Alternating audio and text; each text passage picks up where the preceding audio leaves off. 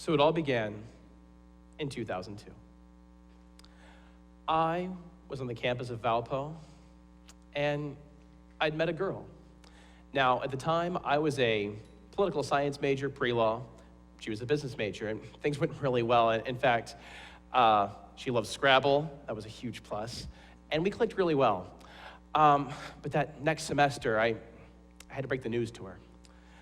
My terrible secret, actually, I wanted to be a teacher. Now, for those of you, it doesn't take a business major to understand that from being a lawyer to being a teacher, that's 1/4 of the income. In fact, I charted it out over 40 years of working. That's a net loss of $4 million. Now, my fear was in vain. In fact, she smiled. Her mom was a teacher, a very good teacher. And things went really well. In fact, I graduated from Valpo with a degree in classics and Latin and a degree in education. I became a Latin teacher. And then a few months later, we got married. A few months after that, I became a teacher. And I can tell you, because of her and because of teaching, the last 12 years have been the best of my life. Now, I've learned a lot in the past 12 years about teaching in general. In fact, I've been in a lot of circles. I coach, I talk to a lot of teachers there, I go to conferences, I meet with teachers, and I find that in teaching in general, it's a great skill to have. It's universal. I look around here, I'm sure all of you have had to teach someone something in the past year. Is that fair? Yeah, because it's just natural, whether you're a parent, a coach, working with someone else in your job to train them. It's something very natural that we all have to do. And what I've found in these past 12 years, there's some very basic lessons about teaching, and I think we could all benefit from them. Things we're doing wrong, things we can fix. I'm going to start talking to you about some of those today. So the first thing I'm going to talk to you about is a Latin quote. I am a Latin teacher, so please indulge me. What you're looking at behind me is a quote from Caligula. Now, he's a real rough customer here, actually. It's not a quote from him, but it's actually one of his favorite quotes. We learned this from the historian Suetonius. And it really does show a disciplined strategy some teachers are using. Now, Caligula, he inspired fear in the people, and they followed him. And I'm willing to bet you know some teachers that inspired fear in you. And it was an effective strategy for discipline, perhaps. But I worry that in education, we're putting discipline above teaching. And I know I've seen it. In fact, a friend of mine on the first day used to tell students, if you talk too much, I'm throwing you out that window. Now, I don't think he ever did that. We probably would have heard about that. But imagine that as a discipline strategy. No learning can take place. If we look at Maslow's hierarchy of needs, if a student feels unsafe, is not fed, or have other needs, they can't realize self-actualization. Learning cannot take place. So my first thing I want to indulge you, impart upon you, if you're going to teach, make sure the students aren't afraid. It's the most effective strategy. Don't put discipline above teaching. Now, I want to go to the other side of things here. Having been in education for 12 years, I have seen this quote all too often, probably about 20 times at conferences, meetings, and it's a great quote. But I find it's probably misapplied as often as it's misattributed. In fact, Maya Angelou never said those words. She said it was her favorite quote. The original author was Carl Buhner, a high-ranking official for the Church of Latter-day Saints. Now, not the source you would expect, but I think it's still great advice. The problem I see is that in education, we often look at this and think, man, if the students are feeling good, I've done my job. In fact, I spoke to one teacher, and he even said, you know, this semester, the students aren't really learning anything, but we're having a good time, so I feel like I'm doing my job.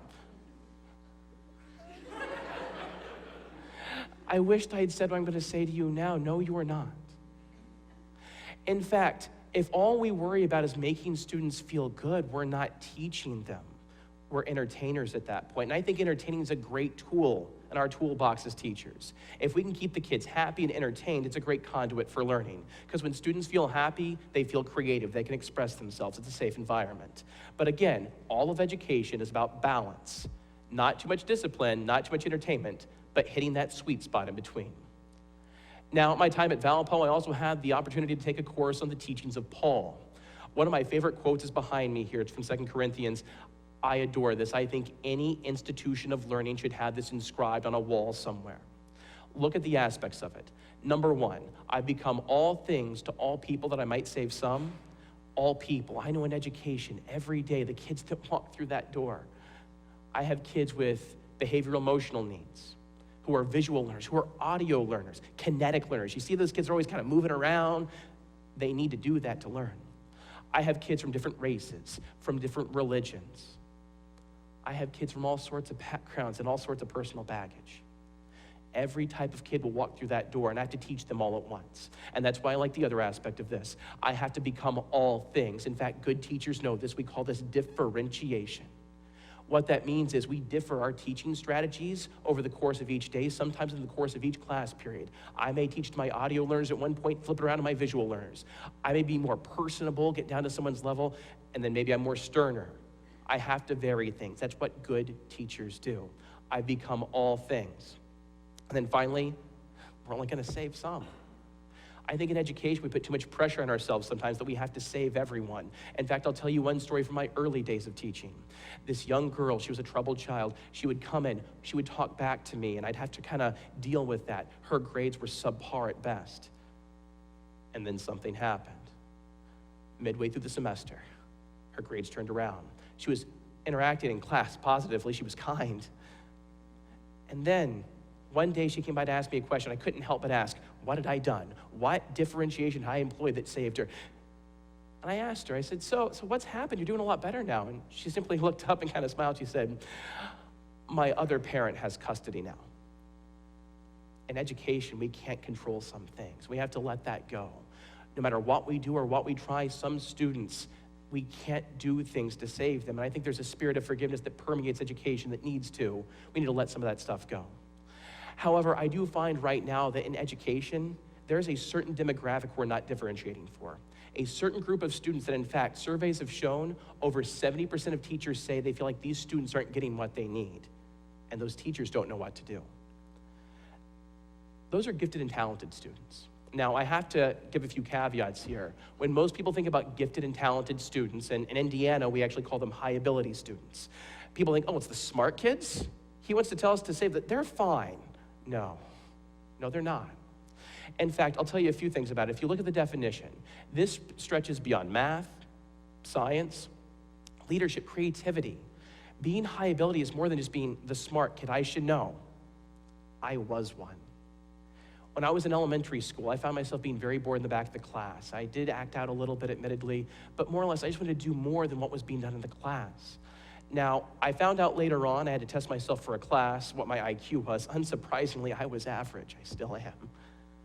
I'm not one of the smart kids, but I was high ability. They tested me, I was high ability in creativity, which is why I love being a teacher. The creative lessons each day that I can employ, it makes me very happy. But what we're finding is many of these high ability students aren't getting challenged in the classroom like they need to. If you look at the final part of this definition, it's not about changing everything to meet the needs of these students. It's offering them something, differentiating the curriculum to offer them something that will help them. I want to give you an example from The Fountainhead. If you've not read the book, don't worry, I'm not going to spoil anything, but I'll give you a few notes about it. It's about an architect named Howard Roark. When he was in school, the dean calls him in, and the dean says, you're not going along with the curriculum. The curriculum has you drawing certain things and doing certain things. You refuse to do them. In fact, you're wanting to go beyond the curriculum. Well, Howard already knew the curriculum, and he was wanting to go beyond that at this point. And the dean simply looks up and says, who's going to let you go beyond the prepared curriculum we've given you? And he gives this as his response. It's not a matter of who's going to let me. It's who's going to stop me. And all too often in education, it's the teachers who are stopping students from learning because we're slaves to curriculum. We don't want to go beyond it because we want to make sure all the students are learning at the same pace. Now keep this in mind as we consider that right now, high ability students in kindergarten enter knowing 35 to 40% of all the material on day one. Now you imagine how frustrating that must be, sitting there knowing all the material, but being forced to go through it because that's the process, that's the assembly line that education has become. Is it any wonder that many of these high ability students, what they decide to do then, they act out. They're bored, they're frustrated. Some then think, I'm not even gonna bother doing this. And that giftedness that's in them, innate, we don't see it at all. So that's the issue I see in education today. And I want you to consider this image. In education right now, I see a lot of floors and a lot of ceilings. Now, if you don't know what I mean when I say floor and ceiling, consider this. The floor is typically the minimum amount of achievement a student needs to pass. So let's say we're all taking, say, a quiz on the countries of South America. Now, maybe the teacher decides that 60% is the passing rate. If you get 60% of those countries, you're passing. That's the floor. The ceiling, well, you get all of them. But what about going beyond the ceiling? Are we accounting for those students that want to learn the countries of Central America, that maybe want to talk about the political disparity in some of these countries, the poverty that afflicts them? We don't account for the ceiling in education. And in fact, if you look at the definition of ceiling, in the dictionary it says it's an imposed top limit. What kind of imposed limits are we putting in education right now? I think it's time we have a conversation about some of those limits. One I'll mention is identifying our high ability students. Right now, many schools, they're identifying their students with teacher recommendations. Now that's okay, but who are they going to recognize? The teacher pleasers? Are they going to recognize the kids with the high GPAs? Consider this. A student from a poor household who doesn't have all the setup, the structure that maybe a more affluent child has who has that support system, maybe their giftedness can't show through the way a student from a more affluent population can. Consider the statistic. Among high ability students, those who are minority or from low socioeconomic backgrounds are 2.5 times less likely to be identified because these things are teacher driven. They should be test driven. I know standardized exams get a bad rep, but you know what? They work. And in this case, it will save those students. There's no bias in these tests. It gives them that golden key to get the education they require. I see another ceiling we're building over these students. It's preparation for teachers. I mentioned earlier, 7 out of 10 teachers, over 70% of teachers don't know what to do for their students. These students are not being challenged enough. These high ability students don't have the challenges they need to excel. Teacher preparation, professional development for high ability students, you don't see it that often. I know in 12 years of education, I've not seen it advertised to me. I had to go out and seek it out myself. Finally, I want to tell you a story. I mentioned before that I was in a high ability middle school. It was called the Logos program. The highlight of it was that, are you ready for this? There were no grades. Now imagine that. The principal met us on the first day. She said, here's my issue with grades. In your previous classes, if you got an A, you thought you did everything you could, that you were perfect. Not anymore. We've lifted the ceiling. Go as far as you can go, excel as high as you can. We're not going to label you with an A and stunt your growth. And that lives with me even now at age 34. So as we consider all these ceilings, I want to talk about just what we tell our message to these young children. I know we talk to young children, we say, reach for the stars. And then as teachers, we build ceilings to prevent them from grabbing them. So consider this story. Again, my middle school, I was in 6th grade. My parents planned this trip to Dayton, Ohio. Now, they were there on business, and while they were there, I was in 6th grade. I didn't want to hang out with my parents. So while they're taking care of things, I decide I'm going to go work out. I go to the workout room. I break a sweat. It's cool. I go back to my room, throw myself in the bed. It's the 90s. I start watching the X-Files. And it's still on today. I find myself watching it about 45 minutes in. I'm like, I've seen this episode before. I'm going to get a shower. As I'm walking to the shower, I look over and I notice those aren't my parents' things. I've been a sweaty mess for 45 minutes in the wrong room. Now, I've brought this anecdote up to my students before, and I asked them, critical thinking, what do you do? Here are the answers I get. Some immediately say, I'd be so furious, I'd start throwing the bags out the window. I'm like, okay. Then another said, well, I'd be really nervous, I'd be afraid. What if the people in the room come back and they see me leaving their room? I'd hide under the bed. Again, okay, and what do you expect to do with that? Well, they say, well, when they come back and go to sleep, I'll sneak out and leave. Some simply say, who cares? I'd finish watching the X-Files and get my shower. I'd ignore the entire situation. Well, most of them agree you get out of there within 10 seconds and find your parents, which is exactly what I did. We resolved the situation, although we never stayed in a hotel in Dayton, Ohio ever again. And I think this is a great example of what we do in education. I know in my experience, I've seen students that are high ability, that know an awful lot. And here are the reactions you can typically have. Now, again, you can have anger. You can be like, I can't believe the student thinks they know more than me, when they probably do. And you think, oh, I'm so frustrated. They're trying to break my curriculum. I got to teach 30 people. Why can't they just go with the program? We've seen that doesn't work. These students get left out, excluded. You could be afraid, as I said in my example. In fact, I'm going to make a confession to all of you right now. I've been teaching for 12 years. There have been numerous students that know more about Latin and English than I do. That's a hard confession for teachers to make. But here's the key. They may know more about the course material, and that's not to say I don't know my material, but I know how to teach them. I know how to provide them opportunities to continue to expand their already exponential growth. And that's what good teachers do. They don't just plan the curriculum, they make opportunities for those students. Now, ignorance is another sin that we can commit here, just ignoring the situation. It's probably the easiest thing to do. Just let the students kind of go along. They'll be fine. I've got other kids that I have to worry about. I'll let them figure it out themselves. The best solution, of course, is to say, I've got this. I'm going to go to my parents and tell them I've been in the wrong room for the past hour. It's saying, I'm going to provide opportunities for this student that's going to give them the best chance to succeed. I start every day with this quote from John Wooden. I say, be prepared and be honest. I'm honest about what I can do as a teacher. I can't save everyone. There are going to be students who know more than I do, and that's okay. But I go in every day knowing that, and I try to provide the best opportunities for every student I can, differentiating from my high ability kids and everyone else. And I want to talk about what teachers can do today to do that. Now, you're looking at examples here. Identification. If you're a parent, you think maybe your child is excelling in one of the areas we talked about, have a conversation with the teachers, with the principal. Talk about getting tested. Identification. Don't just let a teacher recommendation be the key. Testing. Specifically, norm standard testing. The COGAT is a great one for early elementary. We look at other instances. So we're looking here at acceleration. I've moved kids along a lot in my class. If I see a kid in Latin 1 that's doing really well, I don't waste my time. Go to Latin 3, or Latin 2, I should say. If your kid's doing really well, I want you to get the best experience you can. I don't want you just sitting in the back getting nothing from this experience. We need to be much more comfortable with acceleration.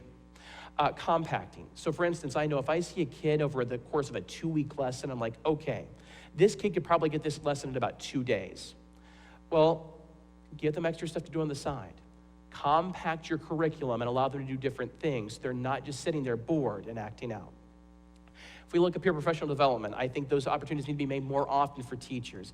I know for me in general, I want to know more about those opportunities that are out there. I think at colleges offering it more in courses, having those opportunities available, communicating that to teachers. There are ways to learn how to differentiate for high ability students.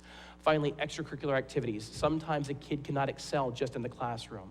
They need something outside. So any teacher out there, please, by all means, do not be afraid to start a new activity. No matter how crazy it might be, start it. You're going to reach some kids. I'm going to give you 2 last examples here about how high ability instruction can really make a difference. I don't know if you know who this gentleman is, it's Orson Welles. He was considered a prodigy at age 2. Now, throughout his education, he was really just given a very average education, the best that he could get at the time, obviously, but he just kept going along until finally at the Todd Seminary for Boys, one teacher, Robert Hill, finally said, look, Orson, you're way above the other kids. This is going to be an ad hoc education. You go off to the side, you do your own thing. Be creative. Blow me away with something. Orson Welles wrote his first play in that class, an adaptation of Sherlock Holmes. He then went on to produce War of the Worlds, then Citizen Kane, one of the greatest motion pictures of all time, all because a teacher was willing to break from curriculum. One last example. Young girl immigrates from Guadalajara, Mexico. She comes into her classes, and the teachers at first think she's a troublemaker. They are constantly yelling at her to get in line, to do what's right. And then teachers finally realize she didn't know English. That's why she was acting out. Now, as she became more cultured and she picked up the language, she skipped a grade. She was gifted. And in fact, now she's gone on to make a name for herself in both the private and public sector. This is Maria Contreras-Sweet. In fact, under the Obama administration, she served for the Small Business Administration. And now she's moving to buy the Weinstein Company to have it helmed by a woman to correct the mistakes from the past.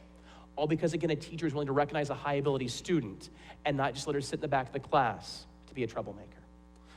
So we're here today to talk about conversations. Fine. Conversations that you have in your schools with parents, teachers, guidance counselors, principals, even going to your high-ability coordinator in your district or diocese can make all the difference. Because these are conversations that can shatter ceilings. And without these ceilings, our high-ability students can truly flourish. Thank you.